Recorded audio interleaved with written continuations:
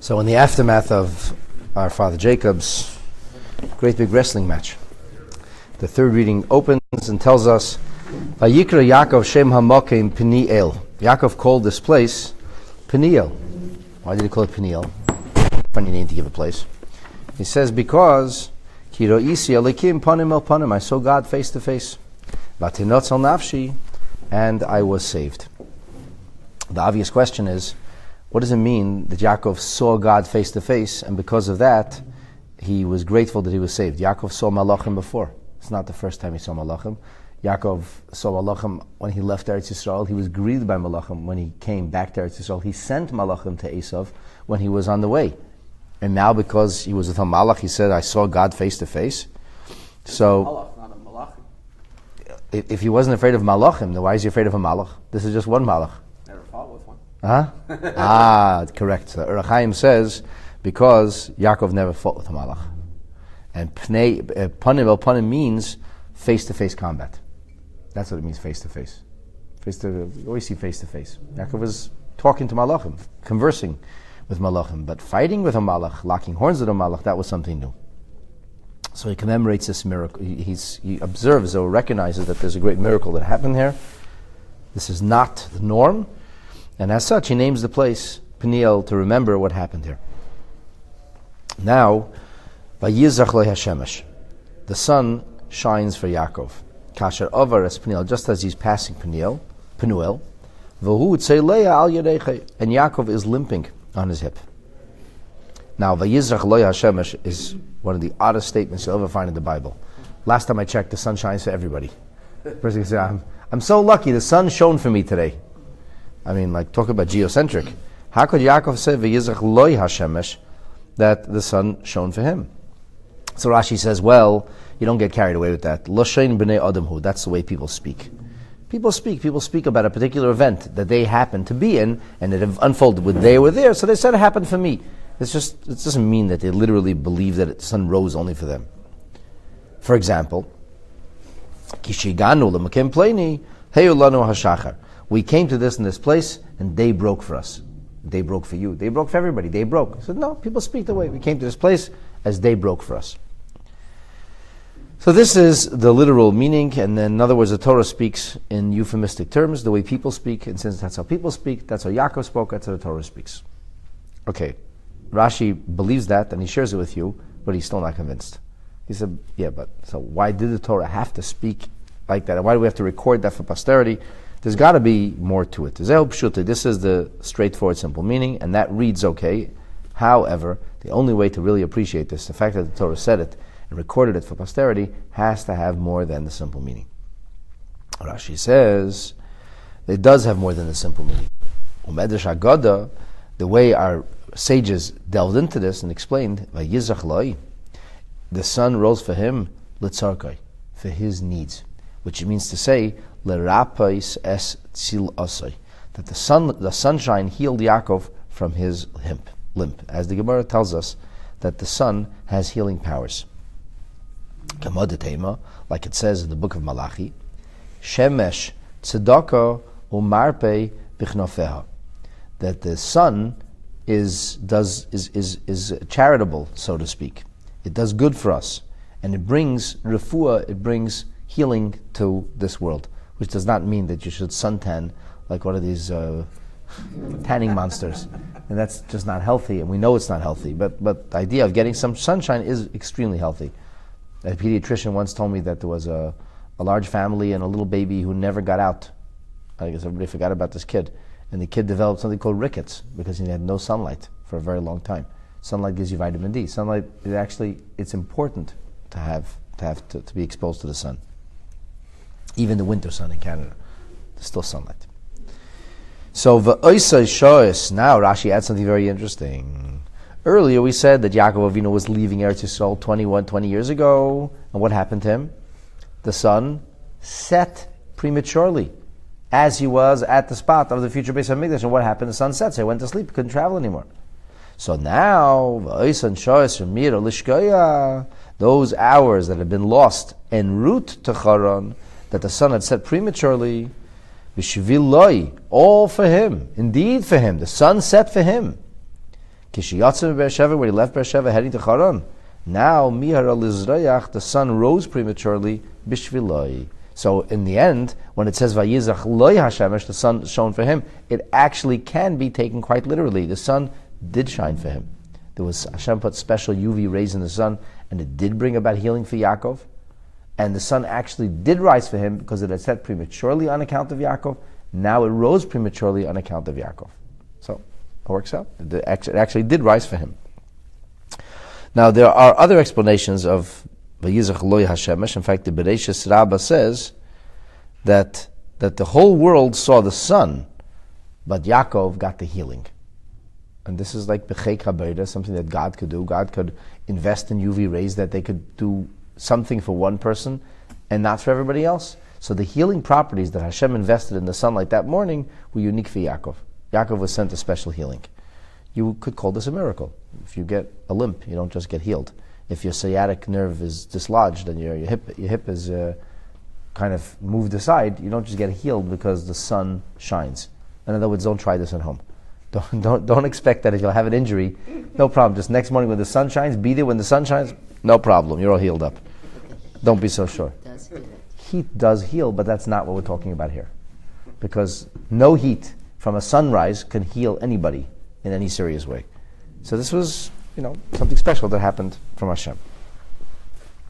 Now it says, he passes Penuel v'hutzei Leah. So Rashi says, Hoyatzei Leah, he was limping, kishazarcha Hashemesh. When the sun rose, he was limping. What does that mean? So Rashi's grandson Rashbam adds this augments this and adds a point. He says, and at night, Yaakov couldn't see what was going on. He may have felt faint or weak, but he didn't actually notice he was limping. But in the morning, there was no light at night. It was dark. When he was no longer in the dark, then he realized he was limping. That's why it says, V'hutzei Leah, not that he started limping in the morning. He limped whenever he finished his wrestling match. But he was limping. It was obvious. The morning rose, sun rose, day broke, and he was limping, meaning that's when it was visible, that's when he could see it. Isn't there a more fundamental question, which is, why does it say Pnuel now as opposed to Pniel? You just named it a pasuk before it's Pniel. Why does it say Pnuel? I think that's like a grammatical thing. Why he goes from, he called it Pniel, and he went away from Pnuel, over as Pnuel. But I'm not sure. So I'm assuming that it's grammatical. We have sometimes words that are pronounced differently, even names that are pronounced differently, if they're depending on the tense. So we have to assume that that's the case here. Verse 33, and with this the 32nd chapter of Parshas of Chumash Bereshis concludes. Al Kain, therefore, la yechlu b'nei Yisrael es gid hanasha. The Jewish people will not be eating the gid hanasha, which is literally known as the sciatic nerve. But if you come to somebody and say, "Hi, welcome to our steakhouse. Would you like sciatic nerve?" They'll probably look at you like you're crazy. And they'll say, "No, I don't want sciatic nerve." But if you come and say, "Would you like a T-bone steak?" Say, "Oh, sure, yeah." Like that's those big, thick steaks, right? That you never get to see because you're not allowed to eat it. So the Jewish people don't eat meat like that. Asher al kaf hayareach, which is on the thigh, the supple part of the thigh, ad hayem hazeh, until this very day. Why? Because the angel had touched the hip of Yaakov, the Gid HaNasha, and he had struck him in the Gid HaNasha. All right, let's go to Rashi and say, what is a Gid HaNasha? How does it become named Gid HaNasha? So a Gid is like a sinew, is what a Gid is. So the Gid, this Gid, or this sinew, runs the length of the hip. Okay, so it's a Gid. Call it Gid HaYareach. Why is Gid HaNasha? V'lama nikra shmoi Gid HaNasha. Rashi actually asked the question, which is quite odd. It's unusual. Rashi should actually spill out the question. Usually we just give you an explanation. He spells it out. So why Gid HaNasha? What does Nasha mean? Rashi says, Lafi, that's because Shanasha, because it sprang mimekay meva Allah. It literally was dislocated. The angel managed to do some serious damage here, and the entire sinew, which had a particular place where it runs through along the bone, it literally moved. The whole thing moved. It was dislocated. And because of its dislocation, that's why it's called Gid Anasha. V'hu l'shen kfitza. That comes from the terminology of springing or jumping, or dislocation or moving. V'chein. Similarly, we see there's a pasuk in Yirmiyahu. It says, Noshsa gvurasam, which means their strength sprang from them. They had strength, the strength sprang. It went away. They no longer had it. So the Gid went away from its place. The Gid was here, and then it sprang forward. Similarly, V'chein, we find also in a little bit of a different tense, not literally as in notion of springing or moving from a place, but we find also when Yosef HaTzadik names his son Menashe, he says, the reason I name his son Menashe is Kinashani Elikim Eskal Amali, because God has distanced from me, or pushed away from me, all of my travail, all my sorrow, all my difficulty, all my pain. So here, it's not as literal. That's why we go first for the pasuk in Yirmiyahu, even though Yirmiyahu is in the Nevi'im, is in the prophets, and this we're going back now to the actual Pentateuch, to the book of Bereshis. It would seem logical first to quote from Bereshis, only later to go to Yirmiyahu. But the reason is that in here, the Gid, or the sinew, literally sprang. It literally jumped. It moved. So he gives us an example. There is no other example in the Bible of something that physically moves. But when somebody has strength, and the strength sprang from them, it's a little more literal than God has made me forget, or that my sorrows have sprung from me. So because the sorrows is a little more nebulous, it's less actual, even though the strength is not as actual either. But so Rashi goes from the less actual to even less actual, because he's trying to bring a pasuk, he's trying to bring a verse to buttress what he's saying. So he wants to bring it as literal as possible. So even if it's not in order, he's going to bring whatever's closer to the pshat, whatever fits more with the grammar that he's trying to introduce. Rashi says that kafa yareach, he gives us a French word, and our local Frenchman is not here today, so I don't know what it means. Pulfa, or pulfu. But he says this is kol basar gaveya, v'solul, v'agul karikaf. Whenever you have flesh, which is like round, and has a like a supple roundness to it, then it's called a kaf, a spoon. K'moi ad shemismareach hakaf, that the Gemara speaks over there about a small girl becoming mature, and that her hips turn female. So b'simani bagras, when she becomes mature, so that's the expression is until her hip spoons over, or becomes more round. Right? Because little girls are little girls. Little boys don't look that different. Their body changes form later on. So we use the same expression, so I guess Rashi is bringing us a very literal example. Is Rashi bothered by the biology and the correctness of the biology? He's not bothered by biology as much as by etymology. He's worried about the words. Rashi wants you to understand the words, the origin, the source of the word. If you know the origin or source of the word, you'll be able to learn and understand how this word applies. So he gives you a grammar lesson, not because he wants you to become a grammatician, but he wants you to know how to understand the words of the Chumash. So you're saying that literally it should have said Gid HaYareach, but it says Gid HaNasha? Correct. So Correct. Something to do from the if word it says Nasha? Gid HaNasha, there's a reason. We call it Gid HaNasha. Nobody else calls it Gid HaNasha. Mm-hmm. I don't know what sciatica means, but I never Googled it. I don't know. It doesn't mean jumping. Huh? Said it hurts. It hurts, huh? It hurts. So I've heard. Shalom and down. So now we have this idea that we don't need to get the nasha. Why do we need to get the nasha? Because Yaakov wrestled with an angel. Rashbam is a little more explicit. He says, Lizker Gvuraso, this comes, so we should remember the might and of Yaakov and the miracle that happened with him, that he didn't die wrestling with an angel, which was the expected thing. Now the Chizkuni and many other Rishonim talk about this idea a little bit differently. To say that Yaakov and his children accepted upon themselves, or maybe were fined for having left their father alone, that they no longer got to enjoy sirloin steak.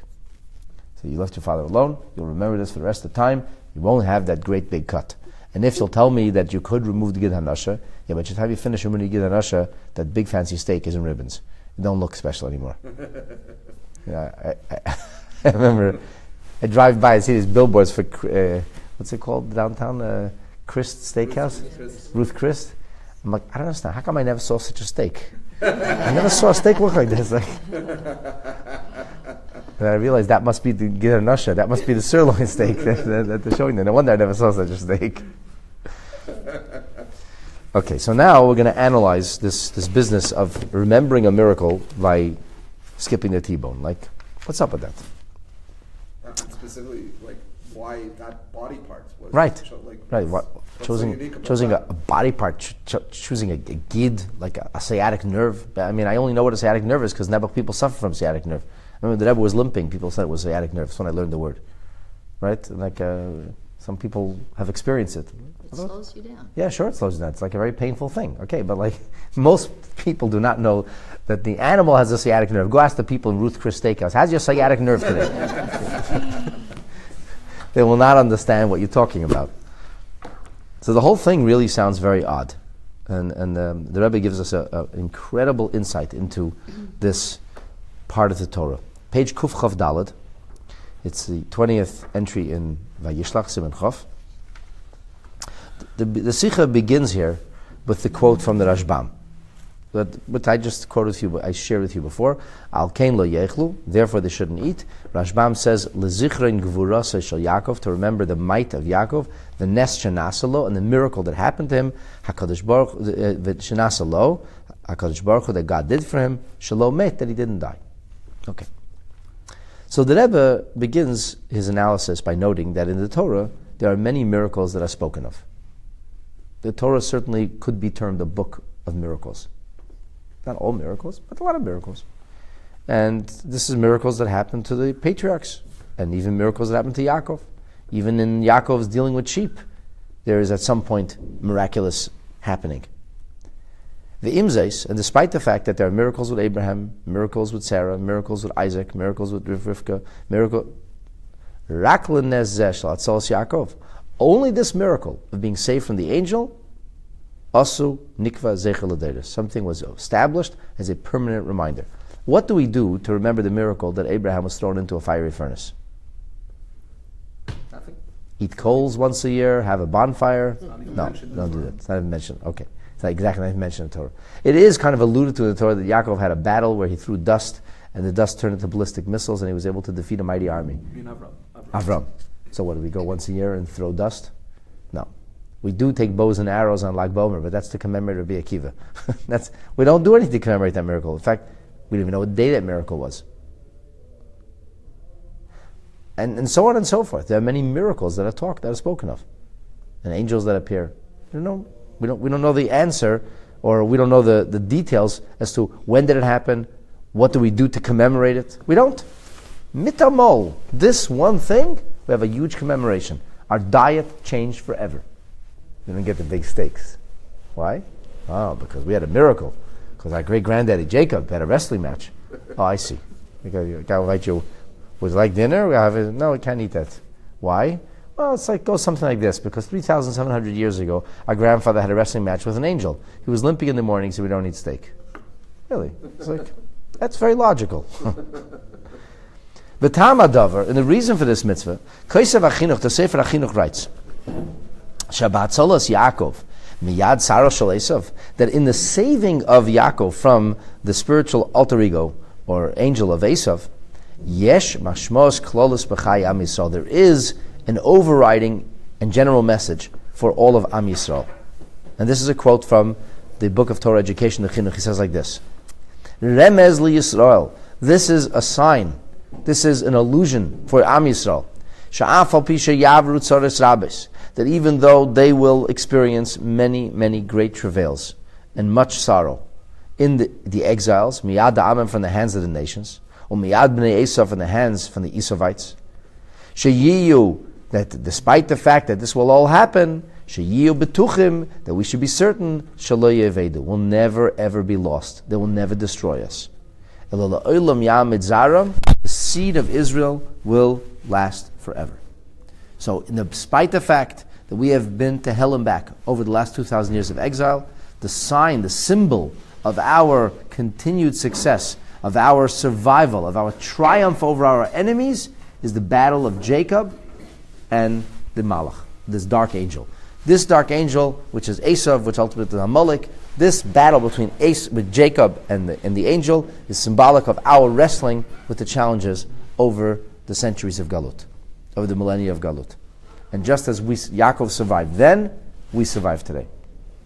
That's what he says. So the Rebbe says, okay, v'tzarech bir, this needs further elucidation. Im hatam l'kviyas hazeichel nes, if the reason that this miracle needs to be commemorated is machmat hayoto nes hatzalak klali, because it represents something much bigger than a wrestling match or a difficult night. In the life of Am Yisrael, in the annals of the Jewish people, of Jewish history, it represents something which is larger than life, and something which is symbolic of our struggles throughout the length of the exile. L'cha'ira, so ostensibly then, that we should have been remembering the miracle by experiencing and doing something that speaks to and emphasizes the saving of Yaakov, mehasakana, from the danger that he was in. Not in the prohibition of Gid Anasha, which Gid Anasha, that's not the saving of Yaakov. That's like a detail. That's a little detail. It's a sidebar in the story. In the story where Yaakov wrestles, what's the big story? What's the narrative? The narrative is Yaakov wrestles. The narrative is these dark forces seek to do him in. And the storyline is Yaakov wrestles all night, and in the end he's successful, and he is no longer called Yaakov, now he's called Yisrael. Okay, that's pretty cool. And we get called Yisrael afterwards. So that remains our name. And actually, when we recall that name, we recall the struggles of Yaakov and the successes of Yaakov. That makes sense. But now, there's a little sidebar to the story. And the sidebar to the story is, in the end of all the wrestling, he was limping. He survived, but he was limping. So now we should remember till the end of time that he was limping. But don't worry. The sun rose, and God made a miracle, and he limped no more. Why would we emphasize or obsess over a detail instead of talk about the primary thrust, the real storyline here, the real narrative? We're ignoring the narrative for instead of focusing on the forest, we just chose a certain tree. We're looking at a tree. Why? But the commemorating this allows you to remember the narrative. I understand that commemorate allows me to remember the narrative, but why not commemorate the narrative to begin with? Why not a commemoration that directly commemorates a narrative instead of a commemoration that is a detail of the story, and through the detail I come to understand or think of and speak about the story itself? Okay. That's the question. You say to Mizu, furthermore, not only we remember, it seems, only a small detail, but in this detail, it gets even more detailed. It's a very detail-oriented thing. Listen to this. You probably didn't know this. The Gemara in Chulin says, it's only the sinew or the nerve which is on the actual hip. However, a bird has something like a sciatic nerve, whatever the sciatic nerve does. I don't know what it does. But it does something. And a bird has something similar, but the bird doesn't have it on the hip. Well, because birds don't have hips. So therefore, gidei mutter, you can eat the gid. It's not prohibited within fowl. It's only prohibited within animals. L'das Rabbi Yehuda, according to the opinion of Rabbi Yehuda, it's only on the right side. You could have T-bone steak according to Rabbi Yehuda. Just make sure it's the left side of the animal, not the right side of the animal. Because the malach only touched the right side. And the reason that the Chachamim hold that you're not allowed to have either side, which means you can't have any kind of sirloin steak, is only b'yaminu b'smoil, because according to the Chachamim, hamalach hiko b'pol b'shnei tzdadim. The malach whacked them on both sides. But if, according to the Chachamim, if the malach would have whacked Yaakov on one side, we only would be eating not the right one, and instead the left one would have been permissible. So we're obsessing over details over here. Who cares? Okay, so Yaakov got smacked on this side, whacked on that side. It's not the point. The point is the big picture. It's not understood, l'chayra. So the Rebbe says that this provides us with an incredibly profound insight as to what's the meaning of Hashem's miracles. And what's the meaning of this commemoration.